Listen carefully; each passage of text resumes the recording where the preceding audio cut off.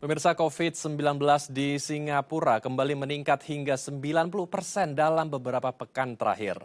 Ledakan COVID-19 di Singapura terjadi karena varian baru bernama Flirt dengan subvarian KP1 dan KP2 dengan tingkat penularan yang lebih tinggi.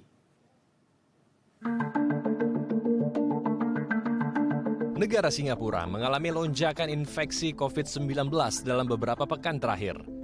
Jumlah infeksi COVID-19 pada pertengahan Mei 2024 meningkat 25.900 kasus. Angka ini meningkat hingga 90% dibandingkan bulan April lalu, yaitu 13.700 kasus. Ledakan COVID-19 di Singapura terjadi karena varian baru yaitu Flirt dengan subvarian KP.1 dan KP.2. Varian Flirt merupakan keturunan varian JN.1 cabang dari varian Omicron. Varian JN.1 menyebar dengan cepat ke seluruh dunia beberapa bulan lalu dan bertanggung jawab atas gelombang COVID-19 di Singapura pada Desember 2023 lalu. Namun strain KP.2 menyebar lebih cepat dibandingkan KP.1. Ahli medis Singapura mengungkapkan lonjakan infeksi ini berkaitan dengan melemahnya kekebalan terhadap COVID-19. Kementerian Kesehatan Singapura mengatakan sekitar 80% penduduknya telah menyelesaikan dosis vaksinasi awal, namun belum menerima suntikan vaksin kembali dalam setahun terakhir. Menanggapi hal ini, pemerintah Singapura kembali menyerukan untuk kembali melakukan vaksinasi tambahan dan menggunakan masker saat beraktivitas di luar rumah. Ya, untuk membahas lebih lanjut kita telah terhubung langsung dengan Diki Budiman selaku peneliti Global Health Security. Kita langsung sapa narasumber kita. Selamat siang Kang Diki, Assalamualaikum. Apa kabar di sana Kang? Waalaikumsalam, Alhamdulillah sehat Bang Abdul, semoga sehat semua. Alhamdulillah, kita langsung saja berdiskusi tentang COVID-19 yang kembali melonjak di negara Singapura nih Kang. Disebabkan oleh varian Flirt, itu subvarian KP.1 dan KP.2. Ini sebetulnya varian jenis apa lagi Kang Diki? Dan disebabkan oleh apa nih varian ini bisa muncul di negara Singapura? Jadi sekali lagi saya ingin mengingatkan ya bahwa SARS-CoV-2 sebagai penyebab COVID-19 ini adalah virus RNA yang terus bermutasi. Dan kenapa dia terus bermutasi? Karena dia juga diberi keleluasan untuk terus menginfeksi. Bahkan saat ini lebih banyak orang. Dan meskipun saat ini sebagian besar dari penduduk bumi ini, termasuk di kawasan ASEAN, sudah memiliki cakupan ya vaksinasi ya dari COVID-19 vaksin yang beragam itu saya kira sudah di atas 70% lah secara global di region ini. Namun ternyata ini seiring waktu dia menurun potensinya karena itu makanya setelah 6 bulan atau bahkan apalagi kalau sudah 1 tahun dia perlu booster. Itu karakter dari vaksin itu sendiri satu. Kedua, di sisi lain dengan mutasi ini si virusnya ini masih Omicron, ini masih turunan Omicron, turunan terutama JN1. Ini makin pintar dalam kemampuan dia menembus imunitas dari vaksinasi. Ini yang disebut dengan kemampuan breakthrough infection-nya bahkan mungkin bisa 2-3 kali lipat lebih tinggi gitu. Nah, oleh karena itulah maka dua kondisi ini membuat kenapa bukan hanya di Singapura, tapi umumnya negara maju seperti di kawasan New Zealand, Australia itu meningkat.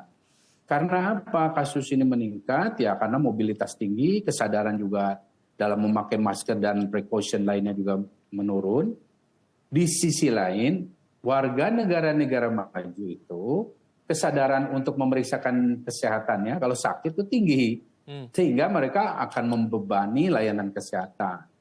Dibanding kalau negara-negara di kawasan seperti ya Indonesia atau yang agak berkembang ke bawah, ya kalau sakit banyaknya di rumah gitu. Nah ini atau mengobati sedikit, ini yang tentu berbeda gitu situasi. Makanya tidak terlalu kentara dalam setiap gelombang. Negara-negara berkembang ke bawah ini tidak selalu menunjukkan peningkatan, tapi bukan berarti tidak ada. Apalagi dengan kemampuan seperti tadi itu, Bang. Baik, jadi dia bermutasi seiring berjalannya waktu dan karakternya juga semakin kuat ya. Tadi Kang Diki sebutkan dia Betul, punya karakter imun escape ya, bisa betul. menghindari sistem Menembus ya, ya, kekebalan ya, tubuh manusia ya atau imunitas manusia di betul. sana ya. Nah, Ya, lalu betul. seperti apa sebetulnya tingkat penularannya? Apakah memang begitu agresif sehingga bisa masif sekali penularan di sana dan bagaimana juga dengan layanan vaksinasi di Singapura yang ada di sana? Apakah juga masih sangat rendah sehingga si virus yang baru ini di Singapura bisa menyebar dengan begitu sporadis, begitu cepat sekali, Kang Diki? Iya, iya. Jadi kalau bicara tingkat penularan, sebetulnya kalau dibandingkan Delta, Alpha dulu, saat ini jauh lebih, mungkin bisa 2-3 kali lebih cepat, lebih efektif ya. Namun, sekali lagi, yang dia hadapi, yang virus ini hadapi saat ini adalah manusia-manusia atau orang-orang yang sudah memiliki kekebalan. Meskipun tadi saya sampaikan dia bisa menembus barikade atau benteng pertahanan dari imunitas ini, vaksin ini, tapi dampak dia menyebabkan keparahan, apalagi kematian, masih kecil karena terlindungi dari manfaat vaksin tadi gitu. Jadi meskipun dia saat ini penduduk kita kalau apalagi dia nggak pakai masker ya di kerumunan, kemudian datang ada orang yang membawa virus ini, dia akan lebih cepat terinfeksi. Namun gejalanya saat ini mayoritas masih kadang 50%-an ini masih nggak bergejala. Atau kalaupun ada gejala 10-20% tambahannya ya ringan gitu. Namun dalam konteks negara seperti Singapura, banyak dari penduduk lansianya ini yang belum divaksin. Sama sekali belum. Karena apa? Karena dia merasa, satu dulu, saya nggak akan pergi ke luar negeri, saya nggak kemana-mana, nggak mau divaksin. Kedua, pandemi dianggap sudah berakhir. Gitu. Jadi dia nggak mau divaksin. Ditambah lagi ada sebagian anak-anak terutama yang sudah harusnya eligible untuk divaksin, belum juga oleh orang tuanya untuk divaksinasi. Ini juga karena pengaruh teori konspirasi, hoax, apalagi beberapa waktu lalu kita mendengar masalah isu dampak dari AstraZeneca misalnya. Nah ini yang artinya ada bolong ya, ada kantung-kantung kerawanan yang ini memicu terjadinya klaster, yang kalau masih ingat klaster, jadi kumpulan kasus-kasus termasuk pemicu kasus wabah di masyarakat khususnya di Singapura. Nah inilah kombinasi dengan tadi awal saya sebutkan yang membuat kenapa khususnya negara Singapura dan juga umumnya negara maju mengalami lonjakan ya, pasien ke rumah sakit. Baik. Jadi meski memiliki karakter imun escape bisa menembus pertahanan sistem imunitas orang di sana, namun fatalitasnya tidak begitu tinggi ya. Dan tadi sudah dikatakan Kang Diki di sana untuk layanan vaksinasi juga belum begitu masif dan masyarakat juga masih agak berpikir negatif karena ada banyaknya isu-isu yang berkembang di sana ya. Oke. Lalu apa yang bisa kita pelajari ya sebagai warga Indonesia dan tentunya khususnya pemerintah kita, apa yang perlu kita pelajari dengan kasus di Singapura? Apakah kita juga perlu kembali mendorong warga kita untuk melakukan vaksinasi yang lebih lagi, Kang Diki? Ya, saran pertama saya sebetulnya dengan kondisi seperti ini, batasi mobilitas itu penting ya. Artinya kalau mau ke Singapura, kalau status imunitasnya belum diupdate atau di booster ya jangan dulu gitu. Atau kalau mau terpaksa harus pergi ya tetap booster imun. Dan ini kita kan punya produksi dalam negeri dari Bio Farma, segera lakukan dan Indovac misalnya. Kedua, pesan pentingnya adalah bahwa sekali lagi COVID-19 ini tampaknya di masa endemi ini dia menjadi lebih dominan dibanding infeksi saluran nafas lain, bahkan dibanding flu gitu. Ini yang harus disadari sehingga yang namanya pencegahan, meskipun itu 5M sekalipun, itu masih sangat relevan, meskipun kadarnya tidak seperti dulu gitu ya, tidak mesti seketat dulu. Nah, di sisi lain kita juga tahu bahwa untuk mencegah seseorang terinfeksi ini perlu kombinasi banyak ya, dengan bukan hanya bicara vaksinasi, tapi juga kita, pemerintah khususnya juga harus tetap memperkuat, meningkatkan kualitas udara di dalam maupun di luar ruangan. Nah, karena bicara infeksi yang ditularkan melalui udara, ya kita harus tingkatkan kualitas udara ini dengan ventilasi yang baik, sirkulasi yang baik. Nah, ini yang masih jadi PR saya kira di banyak tempat, ya bukan hanya di Indonesia. Di negara maju saja masih ada bor-bor, apalagi di kita. Tapi ini nggak bisa dibiarkan, karena kalau tidak, ingat, terinfeksi COVID berulang itu mengalami potensi risiko yang disebut dengan long COVID atau komplikasi pasca COVID yang bisa menurunkan kualitas kehidupan, ya, karena bisa merusak beberapa organ. Antara lain yang sering dirusak adalah ginjal misalnya, atau saraf otak misalnya, atau jantung. Nah, ini yang penting untuk diketahui bahwa ini beda dengan penyakit virus nafas lain, ternyata dampaknya bisa sistemik. Oke. Kalau kita bisa mengetahui apa saja sebetulnya indikasi orang yang sudah terinfeksi gejala baru ini agar kita bisa mempunyai langkah mitigasi awal, sebetulnya apa saja Kang Diki dampak-dampak awal atau gejala-gejala awal orang yang sudah terinfeksi varian baru ini, varian Flirt ini, agar kita juga bisa mempunyai mitigasi awal untuk mencegah penyebarannya? Ya, sebetulnya kalau bicara gejala, dalam 2,5 tahun terakhir di pandemi.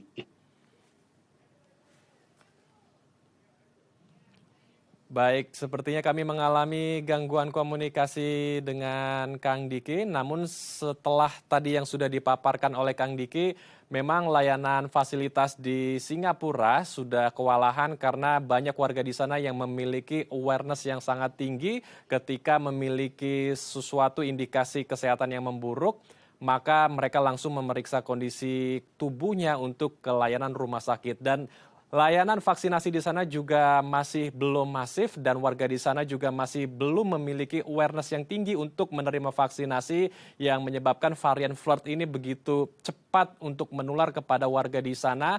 Dan varian ini juga memiliki karakter yang baru, yaitu imun escape, di mana karakter ini bisa menghindari atau menembus sistem kekebalan tubuh manusia, sehingga hal inilah yang bisa menyebabkan varian Flirt sangat begitu sporadis menyebar di Singapura. Dan kita akan masih mengetahui seperti apa langkah yang harus kita lakukan bersama-sama agar varian Flirt ini tidak masuk ke Indonesia. Namun usai jeda pemirsa, tetap bersama kami di Halo Indonesia.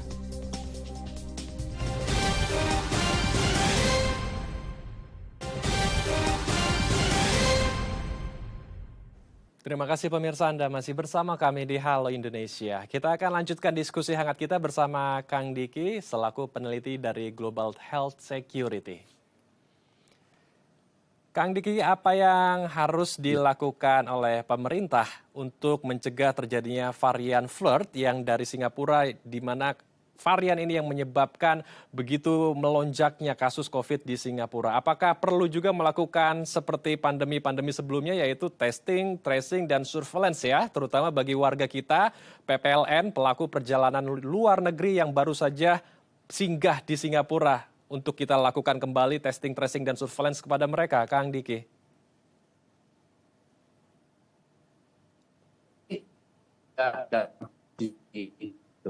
Ini adalah kemampuan surveillance ya. Surveillance ini yang di masyarakat ya, di puskesmas. Yang tentunya ini yang akan memantau kasus-kasus infeksi, bukan hanya COVID sebetulnya, tapi infeksi saluran nafas lain. Karena ingat, COVID sekarang sudah jadi anggota besar dari ancaman infeksi saluran nafas. Dan dunia sebetulnya saat ini sedang memantau juga varian influenza, ya, satu potensi pandemik berikutnya, yang tentunya ini menuntut kemampuan deteksi dini, pemeriksaan laboratorium, jumlah juga SDM kesehatan yang memadai. Nah, ini yang jadi PR pemerintah. Nah, di sisi lain, membangun literasi publik ya, dalam membangun kesadaran bahwa pola hidup bersih sehat itu penting, bukan hanya di masa pandemi, tapi di masa-masa selanjutnya, itu yang harus dibangun. selain bahwa mencuci tangan, ya, memakai masker di saat kondisi yang dianggap sirkulasi udaranya nggak bagus, ini ya juga tentu harus dibangun. Nah, dan yang juga tidak kalah penting, ingat ya bahwa tetap bahwa ini adalah bukan subvarian terakhir. Omikron juga bukan varian terakhir. Akan ada terus subvarian atau varian yang berpotensi muncul yang bisa mengancam kelompok yang rawan atau paling rawan di masyarakat. Yaitu siapa? Lansia atau anak yang belum divaksin. Oleh karena itu, program booster imun atau vaksinasi bahkan yang baru untuk yang belum divaksin itu menjadi penting. Tapi bukan untuk semua masyarakat, bukan. Tapi yang rawan-rawan tadi atau yang belum divaksin. Nah, ini yang harus dilakukan. Apalagi kita punya Bio Farma dengan Indovac-nya, ya, dengan vaksin dalam negeri yang sudah terbukti aman, halal, efektif, ya itu yang harus kita lakukan. Dan sekali lagi, saat ini infeksi yang disebabkan oleh KP1, KP2 atau KP3 ini, gejalanya sebenarnya relatif sama, ya Bang Andrew dan pemeriksa.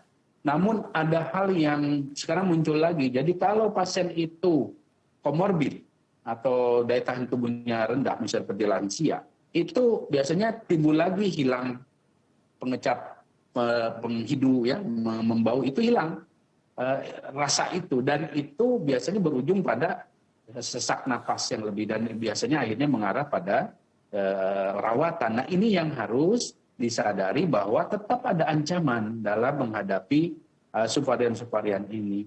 Dan mungkin sekali lagi juga saya ingin mengingatkan ya bahwa yang namanya COVID ini tidak bisa kita anggap selesai gitu. Ini yang terjadi di sebagian masyarakat Singapura yang merasa pandemi sudah selesai. Saya bisa bebas sebebas-bebasnya. Meskipun dia rawan, lansia, punya komorbid, nggak mau divaksin, ya akhirnya seperti ini. Gitu. Ini yang harus kita tingkatkan literasinya. Tapi bukan berarti ya kita akan kembali seperti dulu, tidak. Namun sekali lagi kita harus lindungi orang-orang yang paling rawan di antara kita. Baik, jadi jangan menganggap enteng ya varian-varian COVID-19 yang baru ini. Dan jangan lupa terus untuk melakukan 5M dan PHBS, pola hidup bersih dan sehat. Nah, karena tadi Kang Diki juga sudah membahas tentang vaksinasi, saya mau masuk ke arah sana, Kang.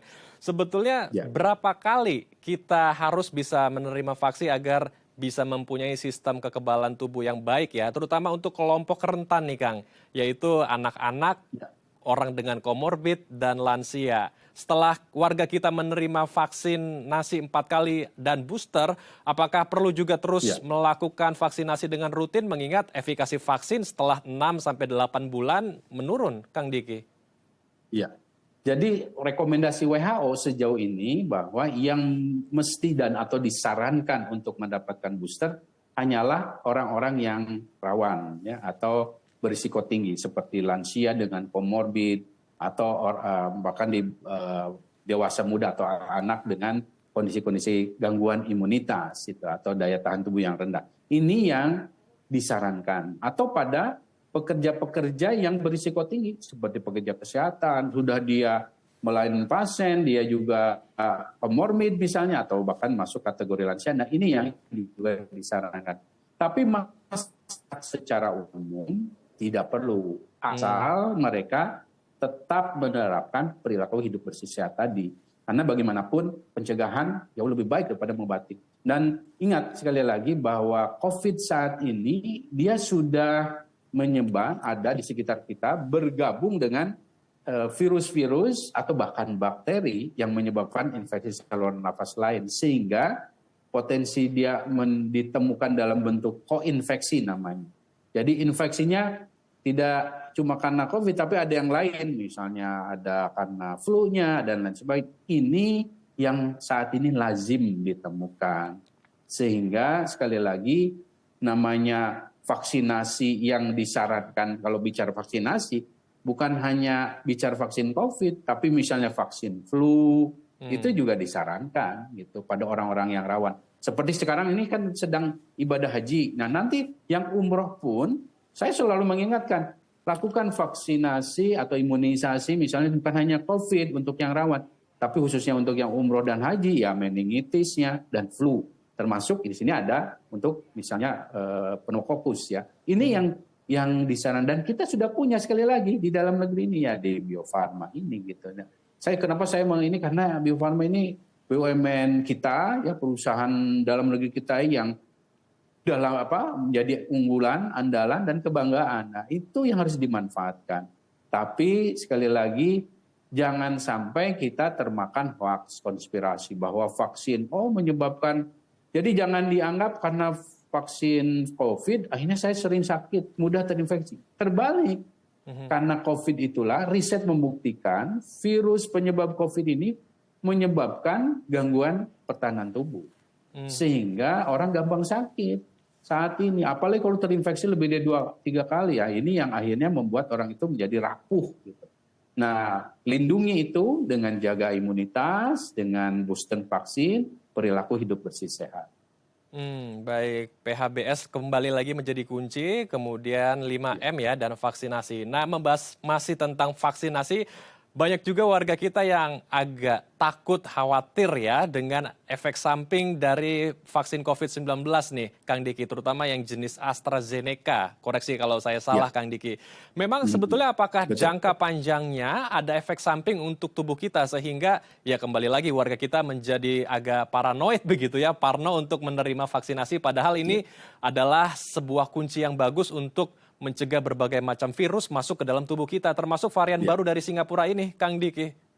Ya, jadi namanya vaksin ini adalah sekali lagi produk medis atau produk biologis yang standar keamanannya tinggi dan manfaatnya sudah terbukti. Jadi sebelum ditemukan vaksin di awal abad 19 ya ini, kematian itu tinggi pada anak ya, namanya harapan hidup tuh untuk Indonesia aja tahun 60-an itu di 40 tahunan. Sekarang itu sudah 70-an. Jadi artinya dengan harapan hidup tinggi itu karena ada program vaksinasi. Dulu gampang kita menemukan kasus-kasus polio ya di sekolah-sekolah. Sekarang sudah sangat amat jarang atau bahkan sulit nyarinya. Nah, itu bukti bahwa vaksin penting. Tapi vaksin juga bukan produk yang sempurna. Ada yang disebut dengan efek samping atau disebut dengan KIPI, kejadian ikutan pasca imunisasi. Tapi itu tidak akan lebih dan secara riset tidak ditemukan dapat lebih dari 1 bulan. Gitu. Dalam kasus AstraZeneca yang disebut dengan misalnya ada penggumpalan darah misalnya atau darahnya lebih padat gitu ya. Ini kalaupun terjadi hanya pada sekelompok kecil orang. Jadi 1 di antara misalnya 1 juta orang. Itu di awal ya. Itu pun pada suntikan pertama saja. Dan itu hanya terjadi bisa dimonitor 2 minggu pasca suntikan. Paling lama 1 bulan. Kalau itu terjadi itu tidak berarti akan mengalami fatalitas, kematian dan sebagainya. Tidak, umumnya hanya nyeri kepala dan sebagainya. Ada memang kasus-kasus tapi sangat lebih kecil lagi dari 1 itu. Nah, kalau sudah lebih dari 1 bulan, ya tidak ada dampak vaksin itu. Baik. Setelah jadi jangan dianggap terus ada. Jadi ini yang ingin saya, apapun vaksinnya, jenis apapun vaksinnya. Jadi tidak ada hasil dari vaksin itu mengendap dalam tubuh.